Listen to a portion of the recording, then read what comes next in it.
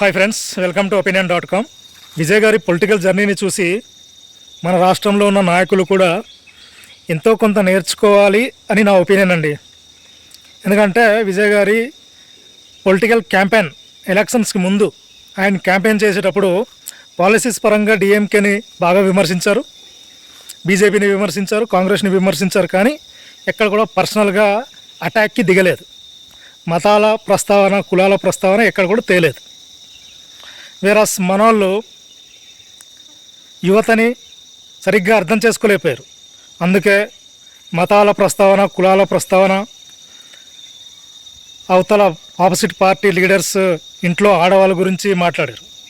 ఇది వింటున్నప్పుడు మన యువత, మన రాష్ట్రంలో యువత ఏమనుకుంటున్నారంటే, అది అప్పుడు విన్నప్పుడు ఏమనుకున్నారంటే, అరే ఇవన్నీ మనకెందుకు, పక్కనోడి పర్సనల్ విషయాలు మనకెందుకు, మీ స్థాయికి తగినట్టుగా మీరు మాట్లాడితే చాలా బాగుంటుంది, ఎందుకు ఇలా మాట్లాడుతున్నారు, పనికొచ్చే విషయాలు అంటే పాలసీస్ గురించి మాట్లాడండి, ఇవన్నీ వద్దు, ఈ మతాలేంటి, ఈ పర్సనల్ అటాక్స్ ఏంటి, ఆడవాళ్ళ గురించి ఇలా మాట్లాడడం ఏంటి, మాకు వద్దురా బాబు, మాకు ఏదైనా చెయ్యండి అని వాళ్ళు లోపల అనుకుని ఉంటారు, బయటికి రాలే.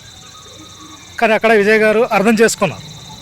ఇప్పుడు పెళ్ళిళ్ళు చేసుకుంటారండి, అప్పట్లా కాదు, ఒకరికొకరికి పడకపోయినా సరే ఏదో రకంగా కాంప్రమైజ్ అయిపోయి అలా ఉండిపోయే రకం కాదు. ఇప్పుడు యువత అలా లేదు. ఏమైనా చిన్న ప్రాబ్లం వస్తే మ్యూచువల్ అండర్స్టాండింగ్తో విడిపోతారు. ఇదే అర్థం చేసుకొని అట్లాంటి మాటలు మాట్లాడకుండా ఉండుంటే బాగుండు. ఎందుకంటే అలాంటివన్నీ నథింగ్. ఒకవేళ పెళ్లి చేసుకొని విడిపోయారంటే ఏదో ప్రాబ్లం ఏంటది, వాళ్ళ ఇంట్లో విషయాలు మనకెందుకు అని.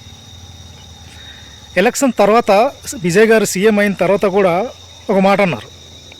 ఇప్పుడు మన రాష్ట్రంలో మన నాయకులు, పార్టీ ప్రెసిడెంట్లే ఏకంగా మనం అధికారంలోకి వస్తే వాళ్ళ సంగతి చూద్దాం, అప్పుడు చూపిస్తాం అన్నట్టుగానే మాట్లాడుతున్నారు తప్ప విజయ్ గారు ఏమన్నారు, ఇప్పుడు మనము విమర్శించాం కానీ ఇప్పుడు మన టైం వచ్చింది కదా, వాళ్ళు పని పడదాము, గేమ్ స్టార్ట్స్ అని ఎవరైనా మన వాళ్ళు అనుకుంటే కనుక అలాంటి ఒపీనియన్ని, అలాంటి ఆలోచనల్ని ఇప్పుడే మీ మైండ్ నుంచి తీసేయండి.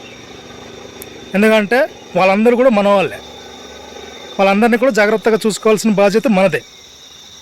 మీరందరూ కలిసి నాకు ఇంత పెద్ద బాధ్యత ఇచ్చింది ఈ స్టేట్ మొత్తానికి జాగ్రత్తగా కాపాడుకోమని, కానీ పగ తీర్చుకోమని కాదు అని చెప్పారు.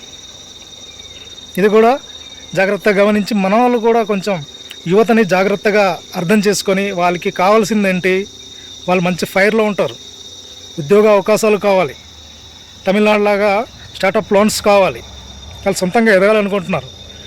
కానీ వాళ్ళ మీద మీరు వాళ్ళు ఏదో వినాలనుకుని వస్తే వాళ్ళ టైంని మీరు వేస్ట్ చేస్తున్నారేమో అని నా ఒపీనియన్. ఇంకా మరింత మంచి టాపిక్తో మళ్ళీ కలుద్దాం. ఇంకా ఉంటాను, బాయ్.